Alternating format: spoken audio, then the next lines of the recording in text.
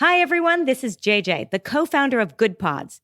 If you haven't heard of it yet, Good Pods is like Goodreads or Instagram, but for podcasts. It's new, it's social, it's different, and it's growing really fast. There are more than 2 million podcasts, and we know that it is impossible to figure out what to listen to. On Good Pods, you follow your friends and podcasters to see what they like. That is the number one way to discover new shows and episodes. You can find Good Pods on the web or download the app. Happy listening.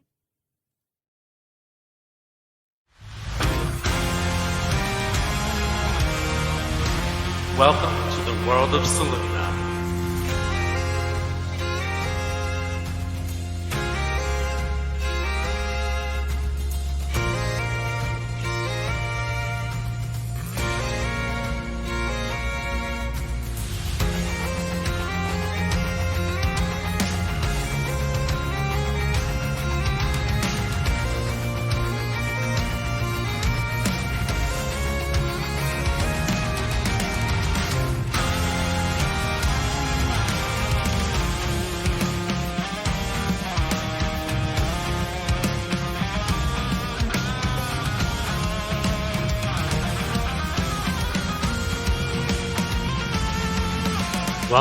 Welcome, one and all, to the beginning of Campaign 2 Defiance in our first interview of the season. We are doing this small little interview section of the campaign to give us a little more of an in-depth introduction to our captains of the rebellion, so that we can jump straight into the story for all of you. We find ourselves in the city of Galoya, the capital of the Venmark Republic. The year is 321 PA, or post-ascension. We are 321 years in the future of our first campaign in a separate continent on the world of Seluna known as Kasayan, in a country known as the Venmark Republic, built by 10 different tribes of Vanmar, a species that, though elongated in body and creepy in nature, was created out of love with two of our goddesses. Many species live in the Venmark Republic, and the capital city, which has been the capital for about 7 or so years now, is a busy one. We find ourselves coming upon one of the largest taverns, known as the Warren.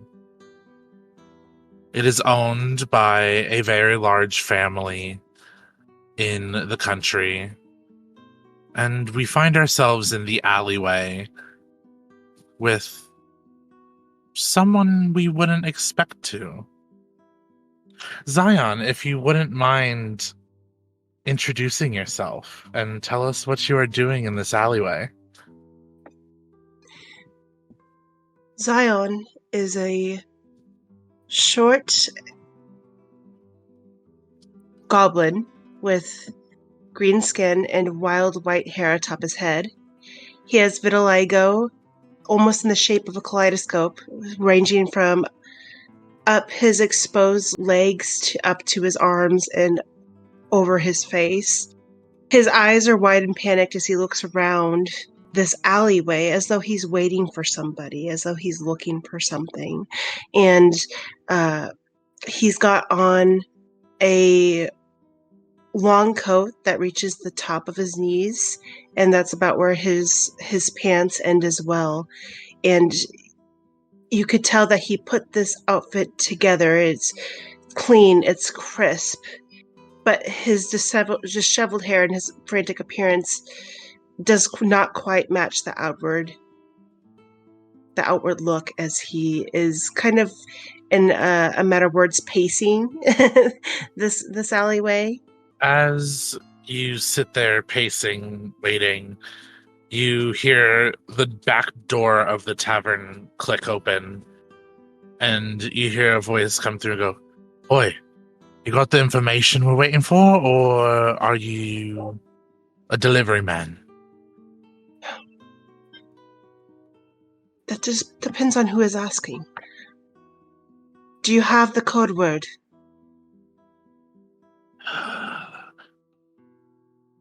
The code word is deathmatch. Very well. I have brought what you seek. Please let me in. All right. And they open the door to a dark hallway with rooms going off and to the sides, and you walk down it as they close the door and lock it behind you. They lead you to a staircase on the left and up a floor, and to a room with a slider in the top of it, and what looks like 3 locks on it. And the slider opens up and goes, "Is he here? They're waiting for him." And you hear the other guy go, "Yeah, he's here. He gave the code word and everything. He says he has what we seek. Open the door." All 3 locks click as if everybody was standing there to turn them at the same time, and the door swings open, and you see a older, pale orange skinned goblin with slitted golden pupils and long for a goblin, gray dreads down to the middle of their back. And they look at you and go, "You're the one that's giving us the information? You look like a snitch, but I guess if they trust you, I'll trust you. Come in." I did not know that snitches had specific looks to them. But very well, I will come in if that is quite all right. And he scurries in, and he takes one of his arms and kind of swings it over his stomach and bows to this goblin. "Pleasure to make your acquaintance. I am Zion. What is your name?" "Brill." "Brill." "They're waiting for you in the other room. I'll lock up." They lock the doors and lead you to this other room that has, the best I can describe it is almost like a black and red satin poker table. And across it, you see a Harangon sitting there with his legs crossed. He is older, but not as old as like Brill comes off, but maybe in his late 20s, early 30s. He has gray splotched fur, kind of one loppy ear, and he looks at you with the scar over one eye that's covered with an eye patch, and looks at you and goes, "So you're the one with the information?" That would be me. Zion, it's a pleasure to make your acquaintance as well. Your associate out there, Brill, Yes. seemed quite distrusting of me. "Oh, that's just Brill. Nothing we can help there." That's quite all right. I understand. You do not know me yet. However, I do have the information that I believe you seek.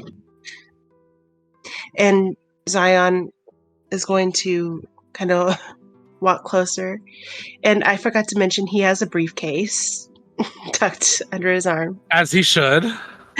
And he's going to lift it up and put it gently, delicately on this table. I assume he has to hop up on a chair to do so. Yes, if he is, Yeah. if he is shorter. Yeah. So he's going to hop up on the chair, clear his throat, and then delicately put this briefcase down on the tabletop. And As he locks eyes with the Harangon, he opens up the briefcase, but just enough so only he could see inside. Before I share my information with you, oh gosh, I really hate to be a bother. What do I get out of it? What do you get out of it? Is that too invasive of a question to ask? Oh, I'm so sorry. I'm No. new at this. You get your life. Very well. He opens up the briefcase for and Smart goblin.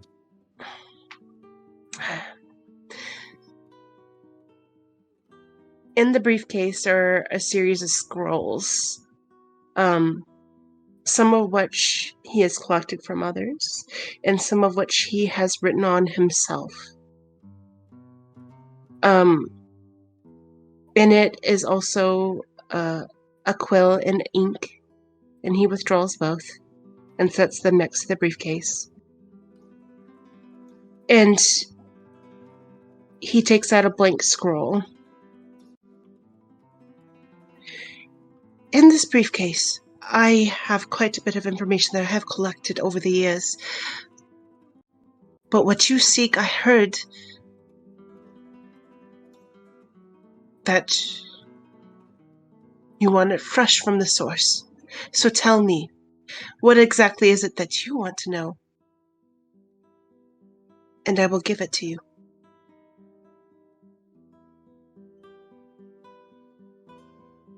What I want to know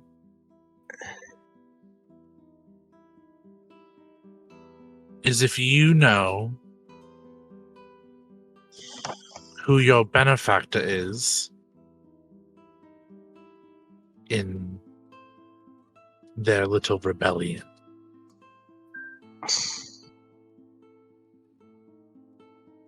Are you that good to find that information? With all due respect, I am the best.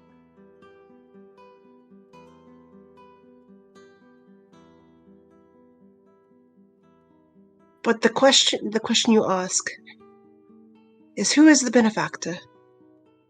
The question you should be asking is, who are the benefactors?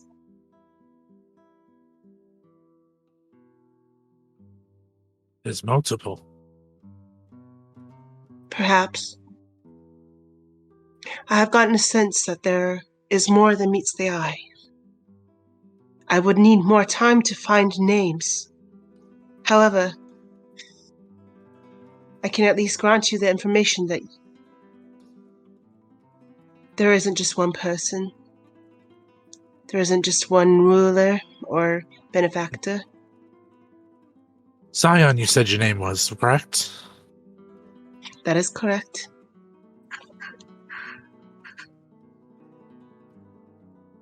You have 60 days to get the names. He on his like little quill and ink, he like dips it in the ink and he's like frantically scrolling 60 days on the scroll, like he's taking notes. 60 days to get the names of the benefactors, and that is all you require? That and a promise. I don't like making promises. Even if your life is at stake? If I do this for you, you can guarantee that my life will be my own after this. You want freedom. Isn't that what everybody wants? Get me those names in 60 days, and I'll see that you are free. Very well. I will do what I can. Brill comes in and helps you gather your things and ushers you out the door as the locks click behind you. And we are going to shoot forward about 2 weeks from that point. And Zion, when we find you, you are walking through the bazaar and through the streets of the city, many noises going about as you walk and think. But something is not the same. When we look at Zion, we don't see that same little disheveled goblin. What do we see now? We see a even shorter gnome. The vitiligo is the same. The white hair is the same. Wild. Almost as wild as his eyes appear to be. He's not quite as frantic. His clothes, well, they're still neat and tidy. They seem to fit his form better. He seems more comfortable. He's got the very same briefcase on his back, but accompanying that, he's got a long carved wooden stick, which he keeps across his back. And it looks almost like decoration rather than he gets actual use out of it. And he still looks like he's searching. He always looks like he's searching, but he doesn't look quite as frightened this time. He seems more self-assured as he searches through the crowds of people. As you are walking, you do hear the heavy footsteps next to you of a man who is the quite literal opposite of you, where you are low to the ground, short, and able to get through things. This man is about 7 feet tall, long, lanky arms that reach down to his kneecaps, a little bit lower, actually. He has black tattoos on his cheeks underneath his eyes, glasses that sit on his nose, and spiked lavender hair, and pointed ears that slick back to the side of his head, and a harness that holsters 2 swords to his back. This is A4, somebody that you've gotten to know pretty well in your time in the rebellion, and he looks at you and he goes, "Well, it's quite odd that you're always looking around like you're lost. Though I know you know where we are going." Perhaps I'm looking for someone. It is best to keep my eyes out everywhere. I just am trying to be efficient, therefore. That is good, but you look a little frightened. Is that the word? Therefore, how long has it been since I joined you again? How long has it been? It's been, I want to say, 3 years. And you know me to be trustworthy, correct? Da. I am on a time crunch, and I am quite concerned that we're not going to be able to get to where we need to be in time. So, excuse me? We must hurry. That's what I have been saying. Please, lead the way. Lead the way. Of course. And he kind of uses his stature to divide the crowd so you guys can get through. It's about a 10-minute walk from the bazaar into the more shady parts of the city.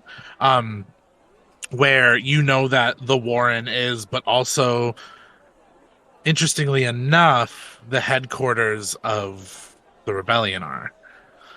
As Eivor opens the doors and lets you both in, you walk in and are immediately, before you even get to the training rooms where Rawl runs trainings for his enforcers, you are greeted by Ollivander, who stops you both in your tracks. Well, this is a hard one to come by, but I'm glad that you all arrived when you did. Zion, I am going to need you to follow me. What is wrong, Ollivander? Xander would like to see you, and it is quite urgent. And do you know what this is pertaining to? What happened? It is pertaining to the mission that all the captains are on, and it is quite quiet information that has not been let out just yet. Something about this isn't brewed well for me, Ollivander, but I will trust you. Lead the way. Right this way, as he leads you and kind of like leaves Eivor to do what he has to do. You come to this big steel door that Ollivander turns around and looks at you and goes, "All right, we're here. I'll open the door for you, but I do warn, it is information that not a lot of us were prepared to hear." I don't know if I am prepared to hear, Ollivander. I get the sense that whatever I'm about to hear is not going to be easy, nor is it going to be something that I'm going to be pleased to hear. But I have to do this. So please, go ahead. Lead the way, please. And you go as they open the door and you walk in with the door closing behind you. You find yourself in an office made of all dark toned wood that overlooks the city in almost a magical way, with giant bay windows that cover the whole room.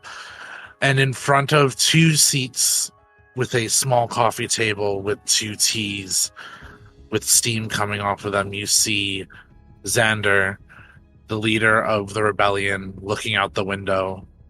A dark-skinned man with purple snakes wriggling for hair and a almost three-piece suit his body as he turns around and smiles, sunglasses on as to not accidentally petrify anybody. And that smile fades as he realizes what he has to tell you. And he goes, Come, sit, please. I don't suppose this is a social visit, Xander. And I wish I could say it was. He appears very anxious as he nears closer and slides across on his side what he presumes is his cup of tea, and hops up because he's even shorter now as a gnome, as a gnome. And he pulls the teacup closer to him. Sugar. Yes, of course. With a snap of his fingers, sugar and cream pop up on the coffee table, and he sits down to start to stir in sugar for his. And he looks at you and goes, Now, Zion, I don't usually call non-captains into my office unless it is a severely important issue, but this is a severely important issue, and you are the first one that I could get a hold of to have this conversation with. Unfortunately, there was a mole in the operation, and all of our captains are dead.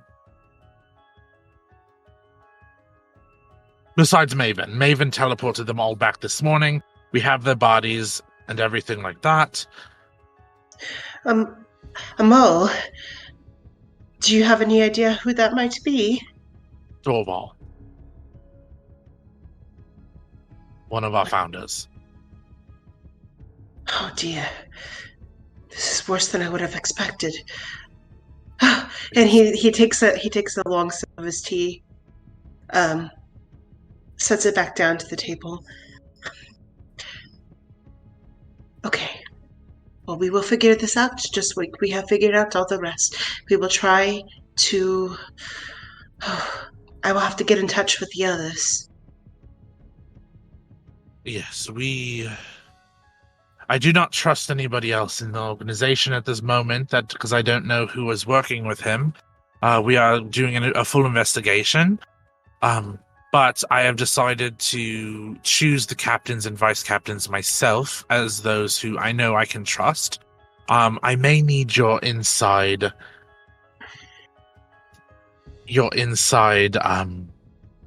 information to a certain location that I know you can get into using this.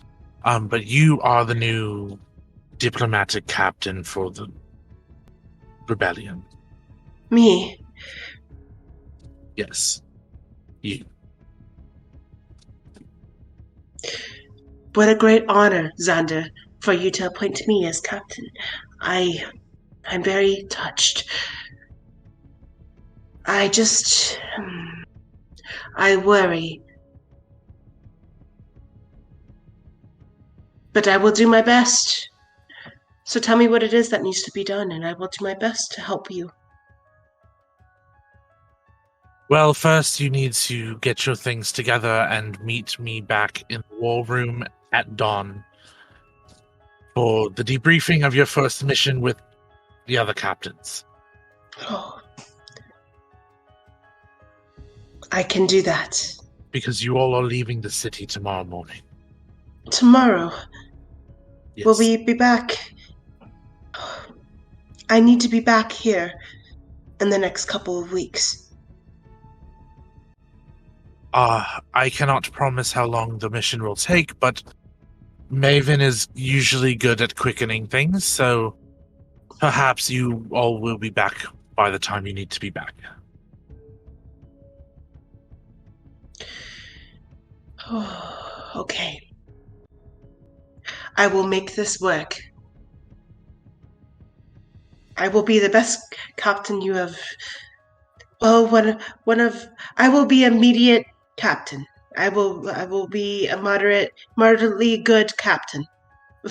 Zion, I'm sure you'll do very good work. You need to have more confidence in yourself.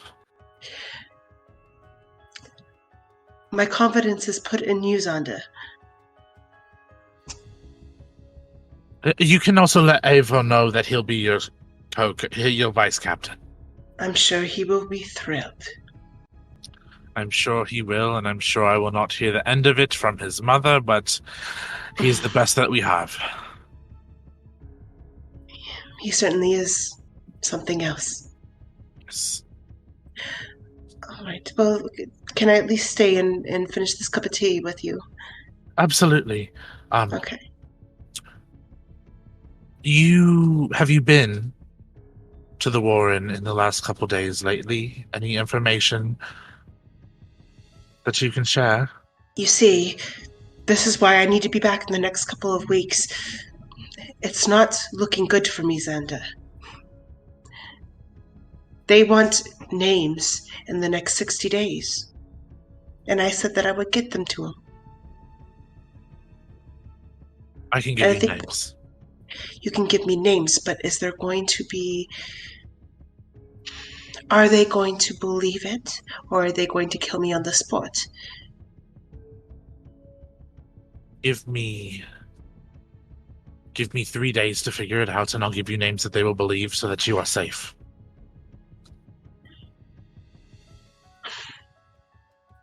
You don't have to fight my own battles for me, Xander. No, but I protect my own. Zion kind of quiets at that, doesn't really know how to respond. I appreciate you, Xander.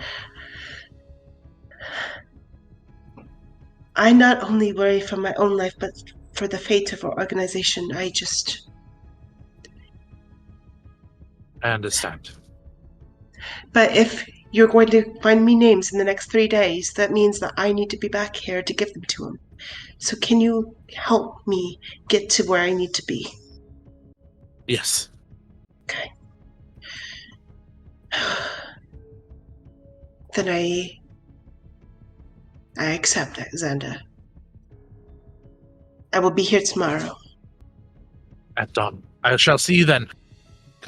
Please do be careful who you share the information that I just shared to you with. Not everybody needs to know. That is on a need-to-know basis. I don't need the whole organization imploding. You can count on me, Xander. I know how to keep a secret. Yes. Before I go, what strain of tea is this? It's so lovely. It's actually from a place I used to go quite a lot. A little tavern out in Morganthi. They say that the god Dream used to frequent there a lot, so I go there for luck and to meet new people, but I haven't been in decades. The Lord of the Bastards. Yeah. Oh, I have heard of that one. That's so interesting. Well, what a fine tea. And he finishes his cup, sets the teacup down. And then as he slides off the booth or chair or whatever, what have you, and he kind of gives a little bow towards Xander. Till we meet again, Xander. Till we meet again. And please do take a breath every now and then. You don't always need to be on your toes. That's where you and I will disagree, Xander. Ollivander disagrees with me about that too, but alas. Can I tell Ollivander about what we discussed, or do you want me to keep it secret? He knows. He does know. He was in here when I got the call from Maven. He warned me that it was bad. I just didn't assume how much it would be. Yes, they took out some of our strongest. But knowing Dorval, it's not surprising to know that he would take them all out. Maven says that they were poisoned and it was slow and eventual, not him attacking all of them.